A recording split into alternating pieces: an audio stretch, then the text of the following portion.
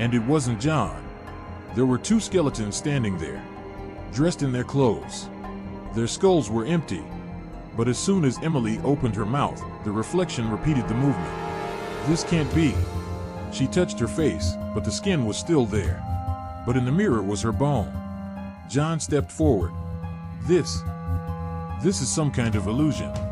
But when he took a step, the mirror shook, and behind their reflections, others appeared.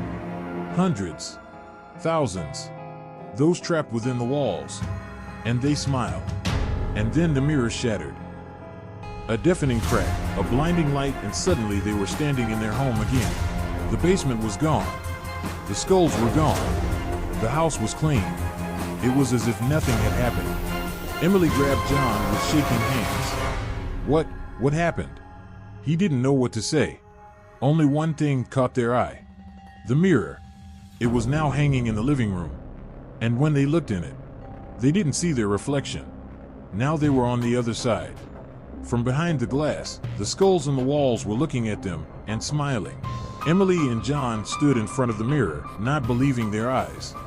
There were no reflections of them, just dark silhouettes with empty eye sockets staring back at them from the depths of the glass. Emily slowly raised her hand, and the figure in the mirror repeated the movement. But it wasn't John, and it wasn't her.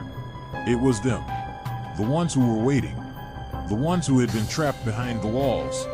And now they were free. John, Emily's voice trailed off. We didn't get out. John didn't move. He stared at himself in the mirror. And suddenly he realized a terrible truth. We're already on the other side. Silence. Cold terror enveloped them like a black fog.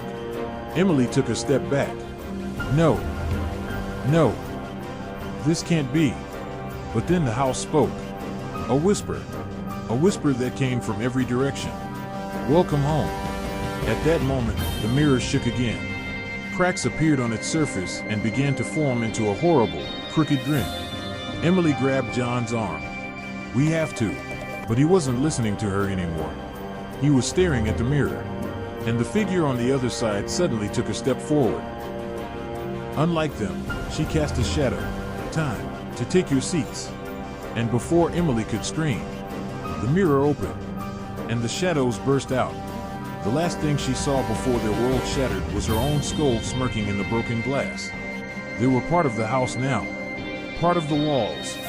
And when the new owners moved into this house and find the old mirror in the living room, the whispering will begin again.